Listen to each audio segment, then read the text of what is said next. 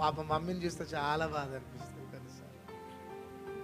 జడలేసిందండి లేడీస్కి, పిల్లలకి, ఇంట్లో ఉన్న గర్ల్స్కి జడలేసింది పాపం బిడ్డ.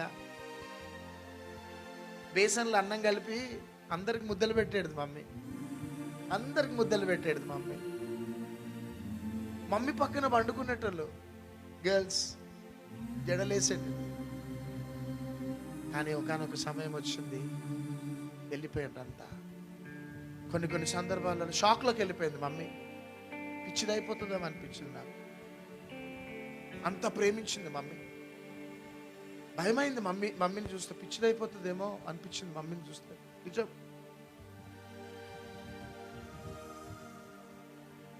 ఎందుకంటే అంటే మా గురించి గొప్ప చెప్పుకోవటం కాదు, కానీ మా ప్రేమ నిస్వార్థమైన ప్రేమ అంతే.